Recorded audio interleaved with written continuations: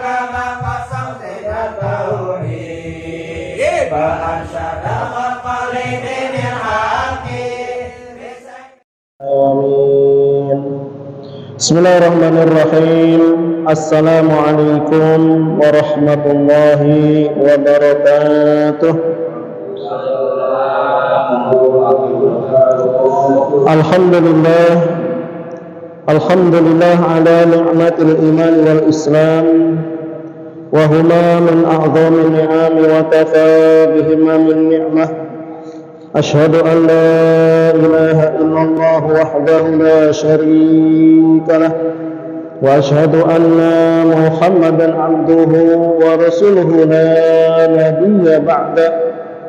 Allahumma salli wa sallim ala sayyidina Muhammadin wa ala alihi wa sahbihi ajma'in. Amma ba'd. Hadratul mukarramin yang kami hormati, yang kami muliakan, para asatidz, para alim ulama, para sesepuh, wabil khusus seluruh jajaran Dewan Kemakmuran Masjid Al-Islah yang kami hormati, yang kami muliakan, seluruh jamaah Masjid Al-Islah yang insyaallah semuanya diberkahi kehidupannya oleh Allah Subhanahu wa taala, dimudahkan segala urusannya oleh Allah Subhanahu wa taala, dilancarkan rezekinya oleh Allah Subhanahu wa taala, dilunasi semua hutang-hutangnya oleh Allah Subhanahu wa taala, dijadikan keluarganya keluarga yang sakinah mawaddah warahmah, dijadikan anak-anaknya anak-anak yang saleh salehah, alim alimah, da'i da'iyah, hafidh hafizah, jauhkan semuanya dari segala macam bala, wabah, fitnah dan penyakit. Amin ya rabbal alamin. Alhamdulillah, alhamdulillahirabbil alamin. Kita panjatkan puja dan puji syukur kita kehadirat Allah Subhanahu wa taala, Zat yang Maha Rahman, Zat yang Maha Rahim, yang senantiasa mencurahkan berbagai macam kenikmatannya kepada kita semua. Salawat serta salam senantiasa tercurahkan kepada junjungan kita semua, yaitu baginda Nabi besar Muhammad sallallahu alaihi wasallam beserta keluarganya, para sahabatnya, para tabi'in, para tabi'un tabi'in, hingga kepada kita semua umat akhir zaman yang insyaallah senantiasa istiqomah dalam menjalankan semua sunnah-sunnahnya.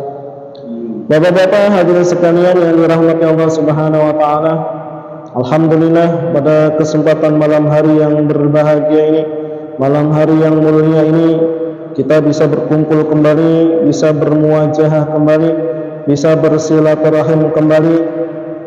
Seperti biasa setiap hari Ahad, hari Sabtu malam Ahad, minggu pertama, alhamdulillah kita pertemukan kembali oleh Allah Subhanahu wa taala, dipertemukan kembali oleh Allah Subhanahu wa taala.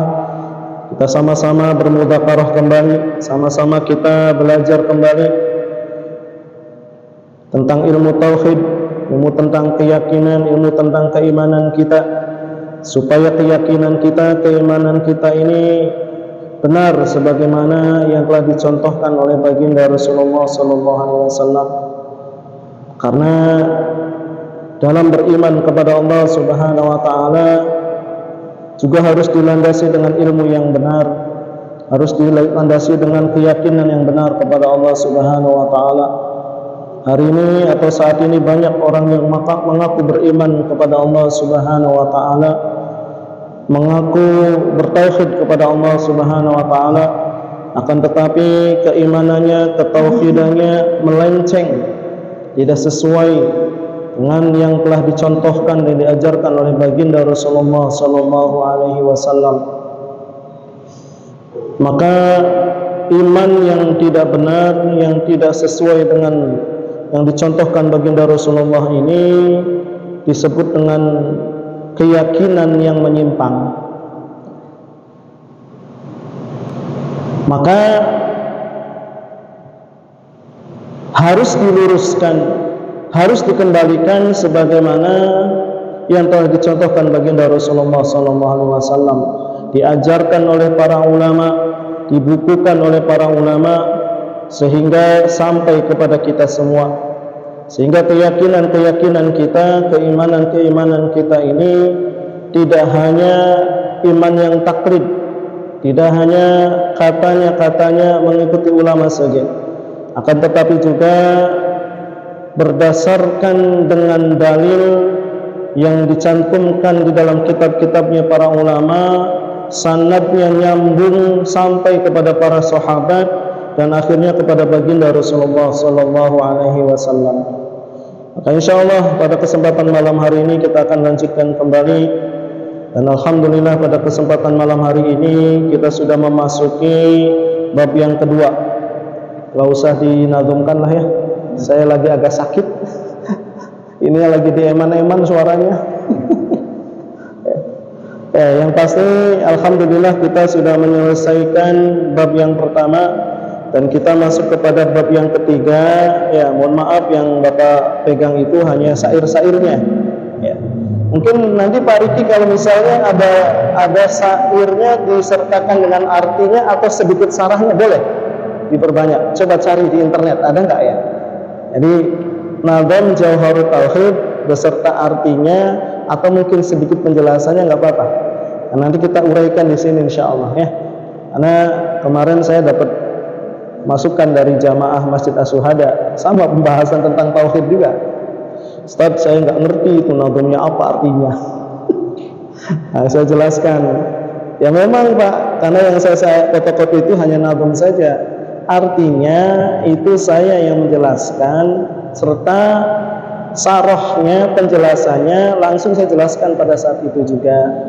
Jadi kenapa saya kasihkan Bapak itu hanya nadham-nadham atau istilahnya hanya fotokopian nadhamnya saja, supaya Bapak bisa menghafal nadhamnya, adapun penjelasannya Bapak dengarkan dari saya.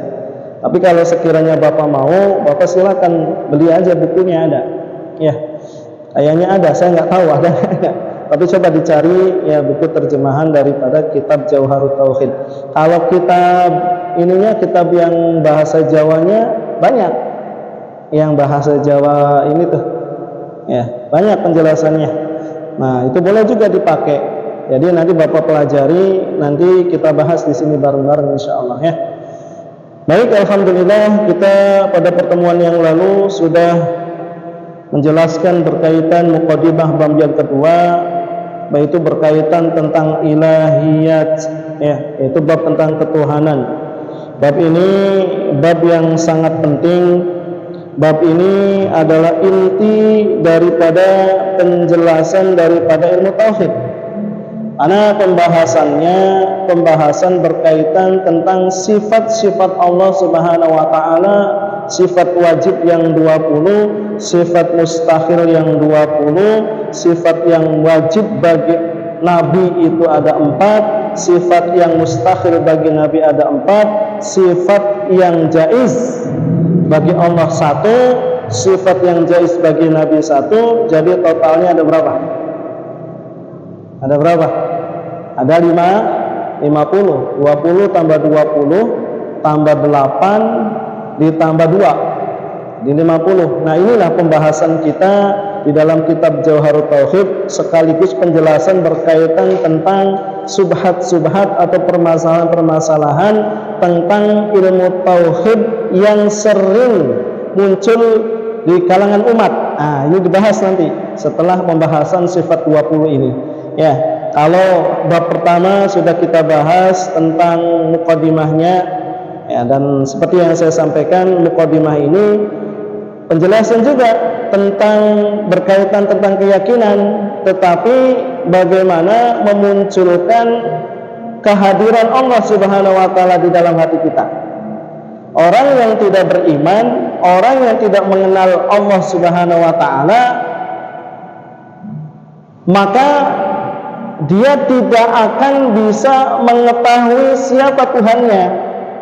Maka di bab pertama itu dijelaskan ya tentang siapa sih Allah Subhanahu wa taala itu, bagaimana sih istilahnya menghadirkan Allah Subhanahu wa taala dalam kehidupan kita. Nah, itu di bab pertama.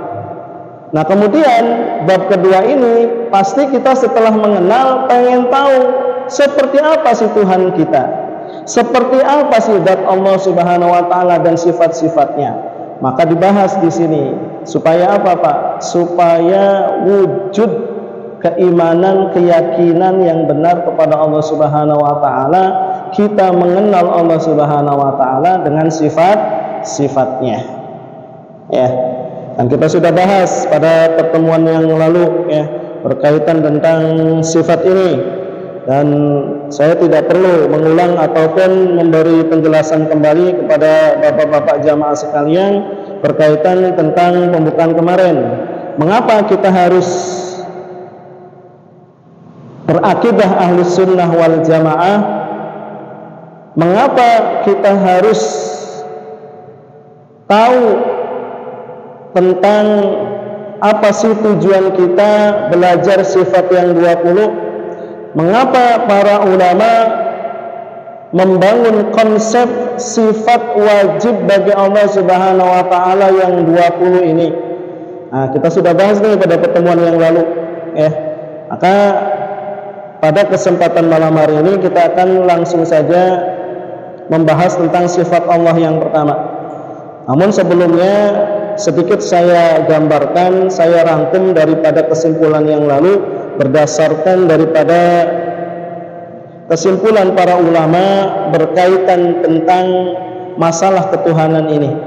Ya, dikatakan oleh para ulama bahwasanya jam'u ma qalahul mutakallimuna fi tauhidi qad jama'ahu ahlul haqiqah fi kalimatain. Dikatakan bahwasanya jam'u ma qalahul mutakallimun fi tauhidi, semua yang dibicarakan oleh pakar teologi Islam tentang ilmu tauhid qad jama'ahu ahlul haqiqah, telah dirangkum oleh ahlul haqiqah fi kalimatain, dalam dua kesimpulan. Ya, jadi bab kedua ini kalau seandainya dirangkum, dikumpulkan intisarinya oleh para ulama, diambil kesimpulan ada dua kalimat ya, yang bisa diambil kesimpulannya. Apa saja? Al-ula, yang pertama, i'tiqadu anna kullama tusawwiru fil awhami fallahu ta'ala bi khilafihi. Yang pertama, bahwasannya keyakinan bahwasanya semua yang tergambar ma tusawwiru fil awhami, tergambar di dalam benak kita, fallahu ta'ala bi khilafihi, maka tidak ada yang menyamai Allah Subhanahu wa ta'ala. Itu yang pertama ya. Jadi apa-apa yang terlintas di pikiran kita, di otak kita, di benak kita tentang zat Allah. Paham tidak zat Allah, Pak? Ada zat, ada sifat. Nah, ini yang kita pelajari ini. Apa itu zat? Wujud Allah. Ya, wujud Allah Subhanahu wa ta'ala. Jadi apa yang terbayang, terlintas di dalam otak kita, di dalam pikiran kita berkaitan tentang zat Allah Subhanahu wa ta'ala, dikatakan oleh para ulama fallahu ta'ala bi khilafihi, maka tidak ada yang menyamai Allah Subhanahu wa ta'ala. Bukan kita gambarin Allah punya mata, punya kepala, punya rambut, punya tangan, punya kaki, tingginya sekian, besar sekian. Itu bukan Allah. Itu sudah pasti itu adalah apa? Gambaran daripada halusinasi kita saja. Itu yang pertama. Yang kedua, wa thaniyatu, yang kedua, i'tiqadu anna dzatihi ta'ala laysat musybihatan lidzawati wala mu'attaq wala muta'alatan anis sifat. Yang kedua, keyakinan bahwasannya zat Allah Subhanahu wa ta'ala tidak memiliki keserupaan apapun dengan yang lainnya, dan bahwasannya wala mu'attalatan anis sifat, bahwasannya zat Allah Subhanahu wa ta'ala tidak dinafikan daripada sifat. Jadi yang kedua, bahwasanya zat Allah Subhanahu wa ta'ala ini tidak ada yang menyamai, tidak ada satu makhluk pun yang sama dengan zat Allah Subhanahu wa ta'ala. Itu yang kedua. Kenapa? Karena laisa kamitslihi syai'un. Tidak ada yang sama dengan Allah Subhanahu wa ta'ala. Nanti kita akan bahas ya pada pembahasan ini ya. Bahwasanya zat Allah tidak dinafikan dari sifat, artinya zat Allah Subhanahu wa ta'ala itu memiliki sifat. Ya, dan sifat ini wajib menempel pada zat Allah Subhanahu wa ta'ala. Zat Allah pasti ditempeli dengan sifat. Seperti itu. Itu yang kedua kesimpulannya. Ya. Jadi yang kedua, kalau zat tidak ada yang menyerupai dengan zat Allah Subhanahu wa ta'ala. Ada wujud Allah, tapi wujud Allah seperti apa? Nah, ini sudah cukup, nggak usah ditambah lagi. Sebab nanti setan bermain di dalamnya. Seperti apa sih wujud Allah Subhanahu wa ta'ala? Nanti kita akan tahu wujud Allah Subhanahu wa ta'ala. Yang tahu wujud Allah itu hanya baginda Rasulullah. Kenapa? Sudah ketemu langsung ketika Isra Mi'raj. Kalau kita nggak bakalan mampu, Pak, kita ini nggak mampu ketemu dengan zat Allah Subhanahu wa ta'ala. Jangankan kita, Nabi Musa alaihissalam ketika ingin bertemu dengan zat Allah, baru ditampakkan nurnya saja bukit Tursina itu hancur berkeping-keping. Nabi Musa terlempar pingsan berhari-hari.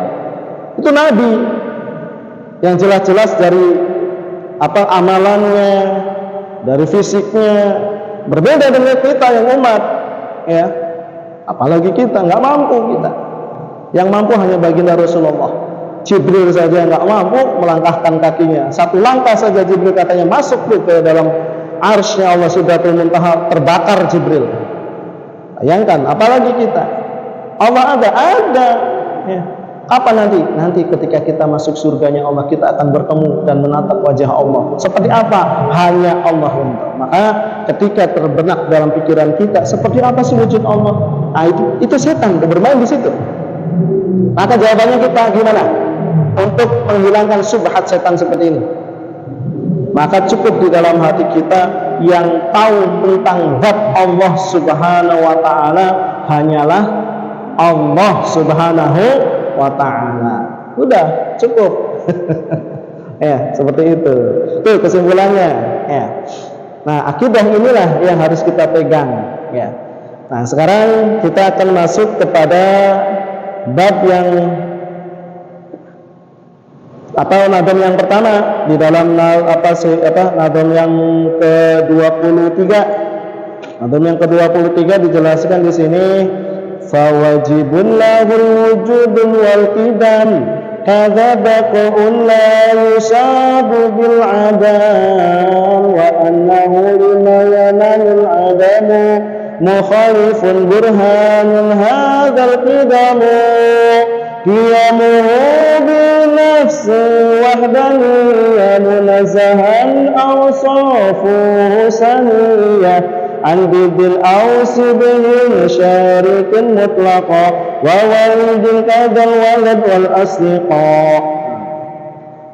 Nadam yang ke-23, fawajibun, maka wajib lahu bagi Allah Subhanahu wa ta'ala al-wujudu, satu memiliki sifat wujud, wal qidamu, yang kedua wajib memiliki sifat qidam, ada baqa'un. Begitu juga wajib bagi Allah memiliki sifat yang ketiga, yaitu baqa', la yusabu bil adam, yang tidak dicampuri dengan ketiadaan, bil adam. Tuh ya, situ dibahas artinya seperti itu. Kalau dijelaskan di dalam kitab Tijan Zaruri, sarohnya berkaitan tentang sifat yang pertama, ada penjelasannya nanti di situ. Ya. Jadi yang pertama, sifat yang wajib ada pada diri Allah Subhanahu wa ta'ala adalah sifat wujud. Ya. Fayajibu fi haqqihi ta'ala wujudu wa diduhul adam. Ya. Maka wajib secara hak Allah Subhanahu wa ta'ala memiliki sifat wujud, wadiduhul adam, dan lawan daripada sifat wujud adalah adam, artinya tidak ada. Wa dalilu ala dzalika wujudu hadhil makhluqat, dan adapun dalil aklinya berkaitan tentang wujud Allah Subhanahu wa taala hadhil makhluqat, yaitu tentang adanya makhluk atau alam semesta ini. Itu dalilnya. Adanya makhluk berarti menunjukkan adanya Allah Subhanahu wa taala. Kalau dijelaskan di dalam kitab Jauharut Tauhid berkaitan tentang wujud Allah Subhanahu wa taala, maka dijelaskan di sini qauluhul wujud, dijelaskan bahwasanya Allah memiliki sifat wujud, artinya wujud tersebut adalah al-dzati, wujud secara zat, ya. Bimakna anna wujuduhu li dzati la li'ilatihi, artinya bahwasanya zatnya Allah Subhanahu wa taala ini wujudnya itu secara zat, tidak ada ilatnya, tidak ada yang mewujudkannya. Ai annal ghaira laisa bimu'atharan fi wujudihi ta'ala, artinya selain Allah Subhanahu wa taala tidak memberikan pengaruh apapun terhadap wujudnya Allah Subhanahu wa taala, ya. Wa amal wujudu ghairu dzati, dan adapun wujudnya selain dzati, jadi wujud itu ada dua, dijelaskan di dalam kitab Jauharut Tauhid, ada wujud secara dzati, ada wujud secara ghairu dzati. Apa wujud secara ghairu dzati itu? Yaitu kawujudina fa wa fi'lihi ta'ala, yaitu seperti wujudnya kita. Apa itu? Yaitu wujud makhluk, disebabkan karena diwujudkan oleh Allah Subhanahu wa taala, disebabkan karena apa? Bi fi'lihi ta'ala, disebabkan diadakan oleh Allah Subhanahu wa taala. Itu kalau ghairu dzati. Jadi sifat wujudnya Allah Subhanahu wa taala ini adalah wujud secara dzati, ya. Ada lagi kalau makhluk namanya ghairu dzati. Makanya dikatakan bahwasanya sifat Allah yang pertama, sifat wujud bagi Allah ini disebut juga dengan sifat nafsiyah. Nah, ini nih harus dibahas juga nih, yang 4 sifat nafsiyah ini. Jadi sifat wajib bagi Allah yang 20 itu diuraikan lagi oleh para ulama, dibagi menjadi 4 kategorinya. Ada namanya yang pertama nih, harus dipelajari nih, harus dipahami juga nih. Yang pertama namanya sifat nafsiyah. Sifat apa, Pak? Nafsiyah. Yang kedua ada namanya sifat salbiyah. Apa? Salbiyah. Yang ketiga namanya sifat ma'ani. Apa sifat ma'ani? Nah, yang keempat, yang ketiga sifat ma'ani, yang keempat yaitu sifat ma'nawiyah. Dibagi yang 20 tadi. Yang pertama sifat nafsiyah. Apa sifat nafsiyah itu? Dijelaskan di dalam kitab Jauharut Tauhid, dijelaskan di sini apa sifat nafsiyah, yaitu sifatun thubutiyatun yadullul wasfi biha ala nafsil dzati duna makna zaidin 'alaiha, yaitu sifat yang tetap, sifatun thubutiyah, sifat yang tetap pada zat Allah Subhanahu wa taala, yadullul wasfi biha, yang penyifatannya dengannya itu menunjukkan wasfi biha terhadap zat itu sendiri. Jadi sifat nafsiyah ini sifat yang tetap pada zat Allah Subhanahu wa taala, yang pensifatan daripada sifat nafsiyah ini menunjukkan kepada zat itu sendiri, yaitu sifat wujud. Ala nafsi dzati duna mana zaidin 'alaiha, tanpa ada makna yang lebih atasnya. Jadi kalau disimpulkan atau diuraikan apa sifat nafsiyah, yaitu sifat yang pasti, zat Allah Subhanahu wa taala tanpa perlu bergantung pada apapun ataupun dengan adanya sifat-sifat yang lain. Sifat yang pasti ada pada zat Allah Subhanahu wa taala tanpa perlu bergantung pada adanya sifat-sifat yang lain. Tuh.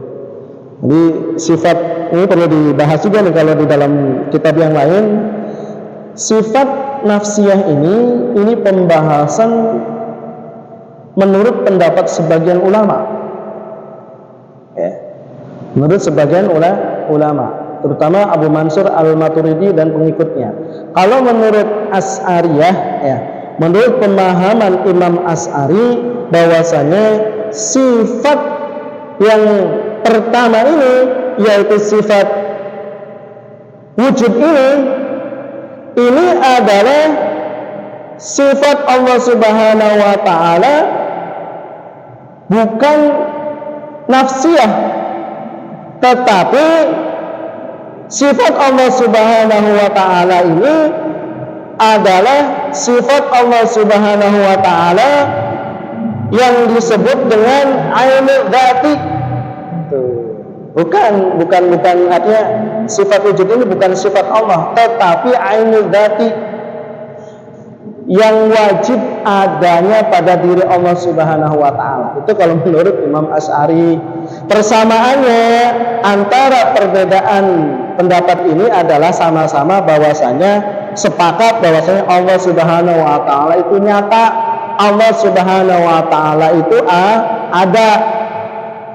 Tuh, sifat. Ada satu sifat nafsiyah, hanya wujud saja. Nanti ada lagi sifat yang kedua, sifat salbiyah, sifat yang memadukan segala sifat yang meniadakan segala sifat yang tidak layak bagi Allah. Jadi Allah Subhanahu wa taala itu wajib memiliki sifat salbiyah ini, dan mustahil Allah Subhanahu wa taala ini memiliki sifat lawannya. Ada 5. Apa itu? Qidam, baqa, mukhalafatul lil hawadisi, qiyamuhu bi nafsihi. Ya, qidam, baqa, mukhalafatul lil hawadisi, qiyamuhu bi nafsihi, wahdaniyah. Itu sifat salbiyah yang wajib ada pada diri Allah Subhanahu wa taala, menjelaskan tentang sifat nafsiyah, tentang zat Allah. Nanti kita bahas. Ada lagi namanya sifat ma'ani. Apa sifat ma'ani? Sifat yang menunjukkan adanya sifat-sifat kesempurnaan dalam zat Allah. Itu sifat ma'ani. Ya, ada berapa? Ada 7. Ya, setelah wahdaniyah apa? Qudrat, iradat, ilmu, hayat, sama, basar, kalam. Nah, ini disebut sifat ma'ani. Sifat yang menunjukkan adanya sifat kesempurnaan dalam zat Allah. Allah wajib kudrat, berkuasa. Allah Subhanahu wa taala wajib iradat, maha berkehendak. Ilmu, memiliki ilmu. Hayat, maha hidup. Sama, mendengar. Basar, melihat. Kalam, berbicara. Tapi pembahasannya jangan sampai kita memahaminya seperti makhluk. Nah, nanti pembahasannya. Ini sifat-sifat kesempurnaan Allah Subhanahu wa taala yang wajib ada pada diri Allah. Ya. Ini kalau kita pahami sifat Allah sampai sifat ma'ani saja, sudah kita pasti mengenal siapa Allah, zat Allah. Inilah ciri-ciri Tuhan yang sebenarnya seperti itu. Sempurnakan lagi dengan sifat ma'nawiyah. Apa sifat ma'nawiyah? Sifat yang menjadi konsekuensi logis bahwasanya dia memiliki sifat ma'ani. Konsekuensinya apa? Apabila Allah menunjukkan sifat kesempurnaan tadi, kudrat, maka Allah Subhanahu wa taala juga memiliki sifat ma'nawiyah. Apa? Yaitu qadiran. Allah memiliki sifat iradat ma'ani, maka Allah juga wajib memiliki sifat muridan. Allah Subhanahu wa taala memiliki sifat ilmu, maka wajib bagi Allah memiliki sifat aliman. Memiliki sifat hayat, wajib Allah memiliki maha hayyan. Sama, sami'an. Basar, basiran. Kalam, mutakaliman. Apa enggak nih? Sifat 20 Bapak hafal? Ayo sama-sama kita baca yuk. Ya, kita gitu ya. Jadi saya tidak mau Bapak hanya sebatas hafal, nggak mau. Tapi Bapak harus paham, tahu arti daripada sifat tersebut. Nah, kita belajar di sini. Hari ini kan orang pada hafal wujud qidam baqa mukhalafatu lil hawadisi, gitu kan? Ya. Yuk sama-sama kita baca ya. Yuk 1 2 3. Wujud qidam baqa mukhalafatu qiyamuhu binafsihi wahdaniyat qudrat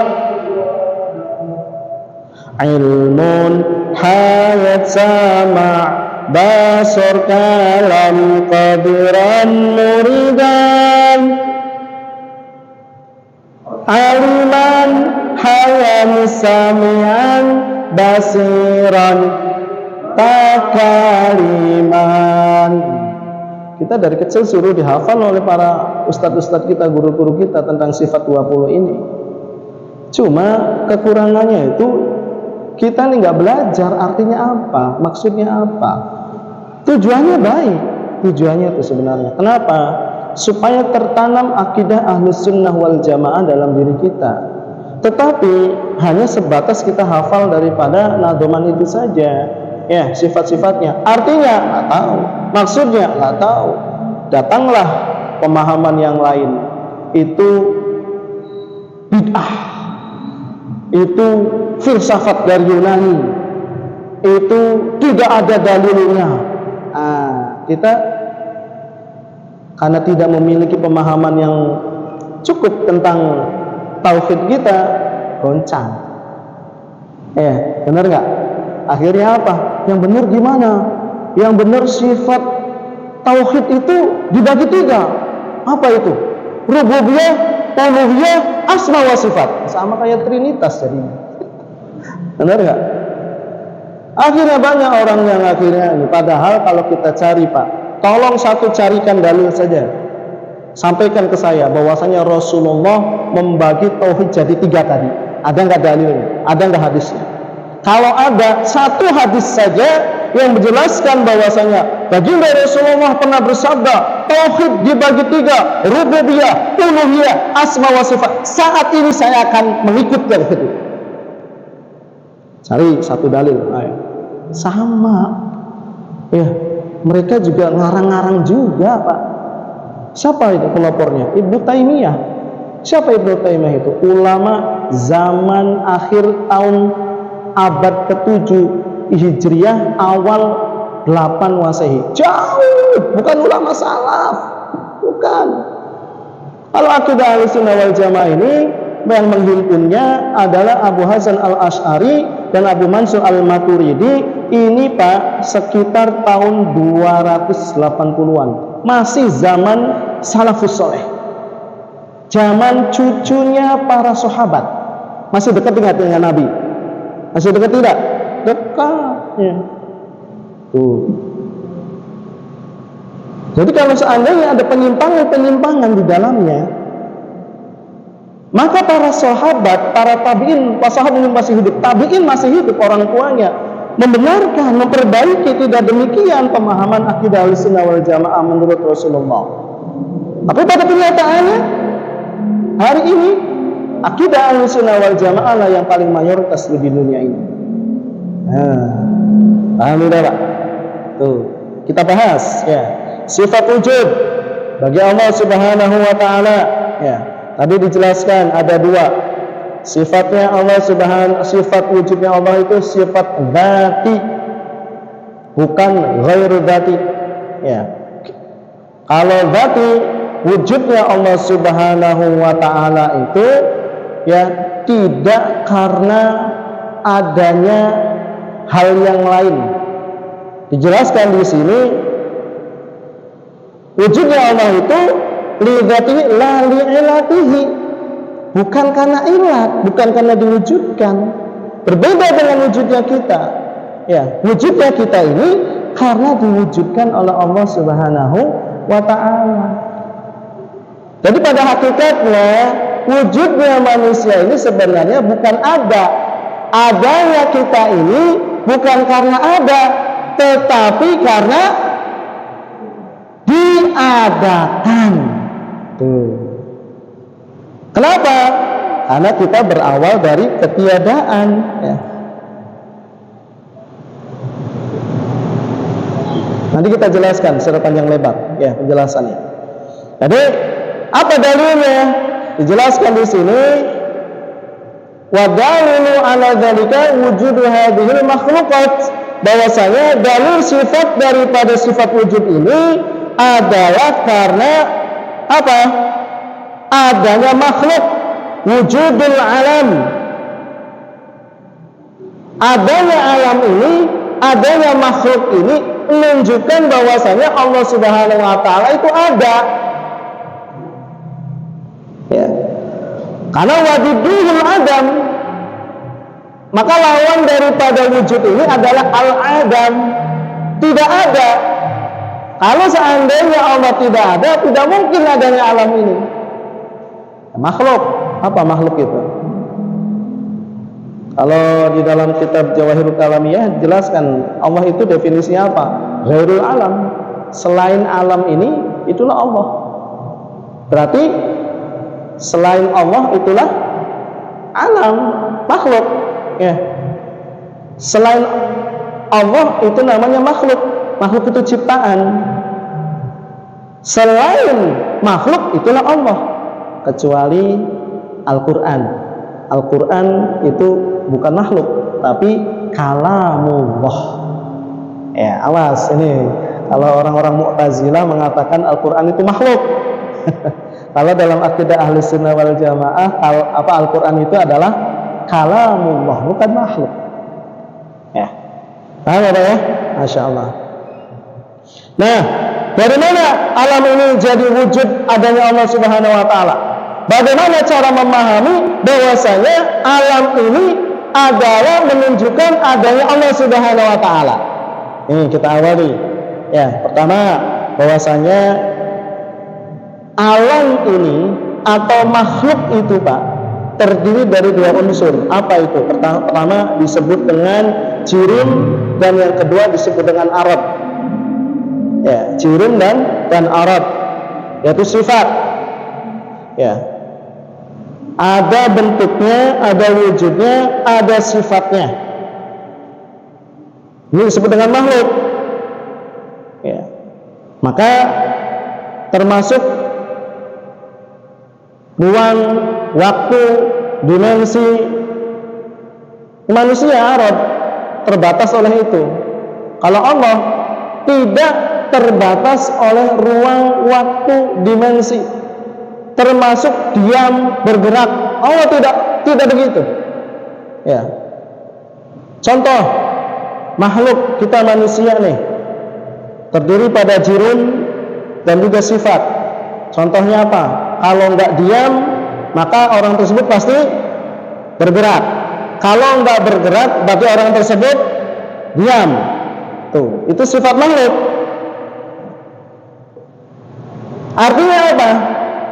Artinya bahwasanya makhluk ini berubah-ubah, tidak tetap. Sedangkan zatnya Allah Subhanahu wa taala itu ubudiyah. Apa? Tetap, tidak berubah-ubah. Ya.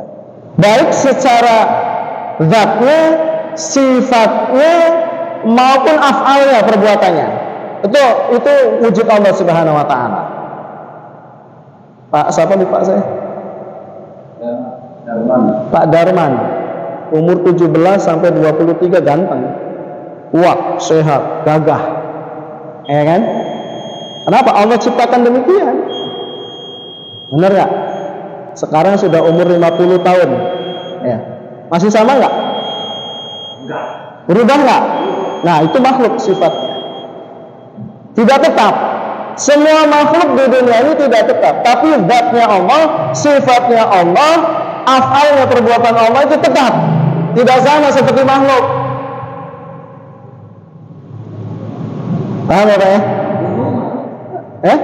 Semua Langit, bumi, udara, tumbuhan, hewan, manusia, jin, surga, neraka, udara, semua selain Allah namanya makhluk. Makhluk itu namanya ciptaan Allah. Udara, nafas. Nanti kita bahas tentang sifat-sifat makhluk supaya kita paham apa perbedaannya dengan Allah Subhanahu wa taala, ya. Jadi makhluk ini berubah, tidak tetap. Kalau nggak diam, bergerak. Kalau nggak bergerak, berarti dia diam. Maka makhluk itu pasti bergerak atau berubah-ubah, disebut dengan taghayyar, berubah, ya. Maka setiap yang bergerak ini pasti diawali dengan ketiadaan. Setiap yang berubah-ubah itu pasti diawali dengan tidak ada, ya.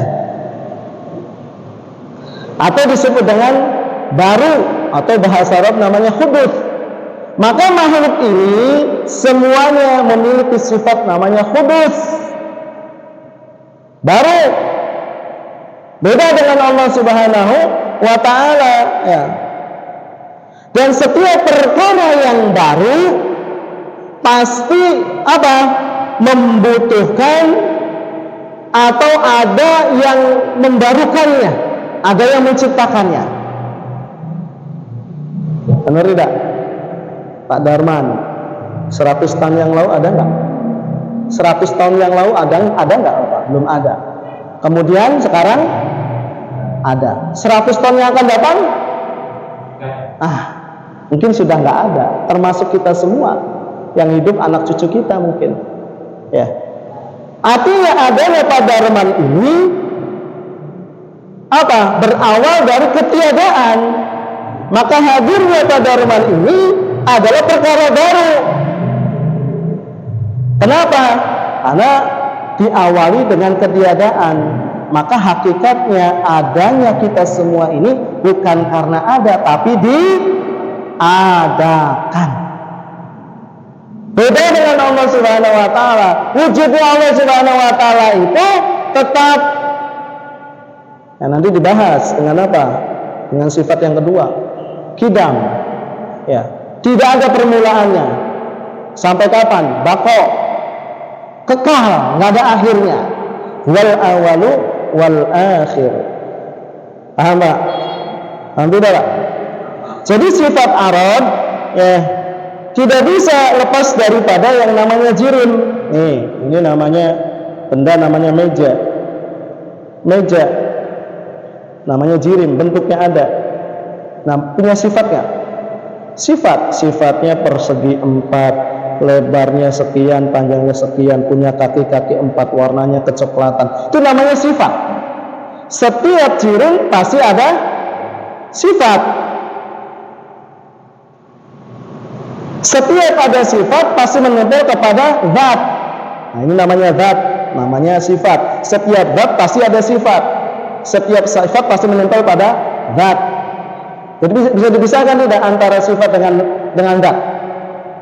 Bisa dipisahkan nggak? Nggak bisa. Ya. Jirim pasti ada arad.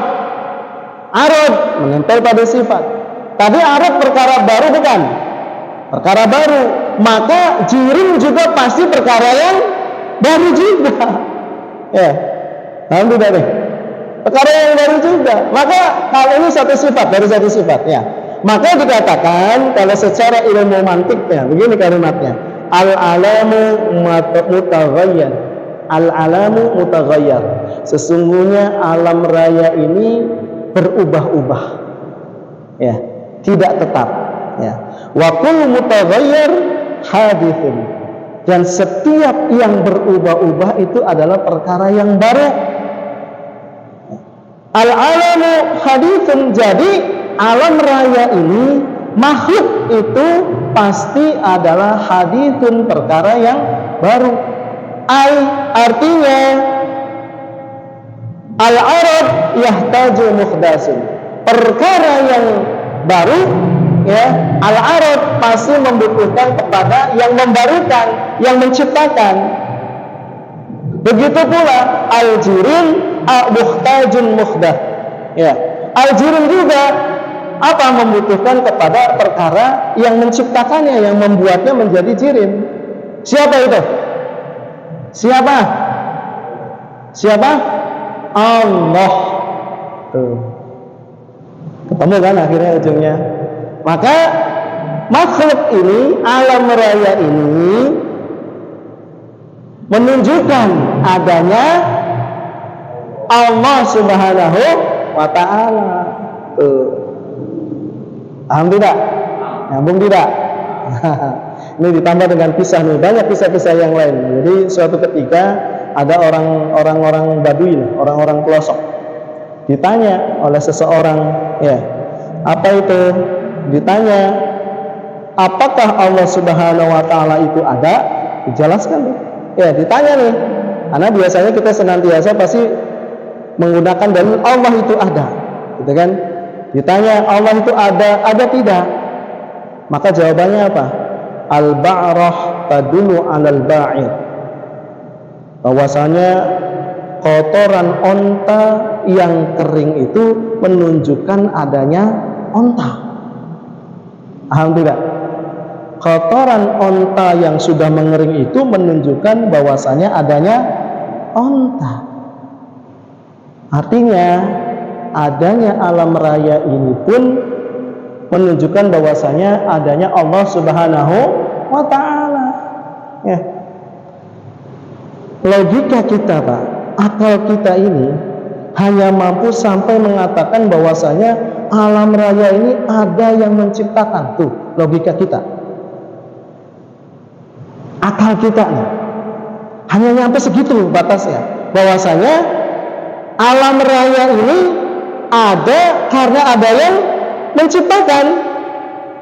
Begitu pula para filsafat-filsafat Yunani dulu, seperti Aristoteles, Socrates, ya, karena mereka mengedepankan akal mereka, tidak dengan menggunakan dalil, ya, sehingga mereka berusaha semaksimal mungkin bagaimana menguraikan tentang dunia ini, akhirnya kepada satu kesimpulan, apa?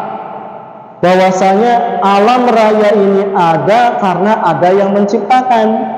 Cuma permasalahannya si Socrates ini atau Aristoteles ini dia nggak ketemu dengan Nabi, tidak ketemu dengan Nabi Isa, sehingga mentok di situ, belum ketemu siapa yang menciptakan. Nah, itu tuh pertanyaannya. Ya, makanya orang-orang ateis yang berpedoman kepada Socrates atau Aristoteles itu gak bakalan ketemu, Pak. Kenapa? Karena dia mengedepankan akal, sedangkan akal manusia itu terbatas. Sedang mencari siapa ya Tuhan yang menciptakan alam raya ini. Kesimpulannya Aristoteles itu mengatakan bahwasanya dunia ini ada yang menciptakan, tidak mungkin adanya dengan secara kebetulan. Cuma hanya sebatas itu saja, keburu mati duluan, belum ketemu dengan Nabi Isa. Coba kalau ketemu Nabi Isa, mungkin Nabi Isa akan mengatakan yang menciptakan alam raya ini dialah Allah. Maka kesimpulannya apa? Untuk menentukan bahwasanya yang menciptakan alam raya ini harus dengan dua cara, Pak. Yang pertama dengan logika kita.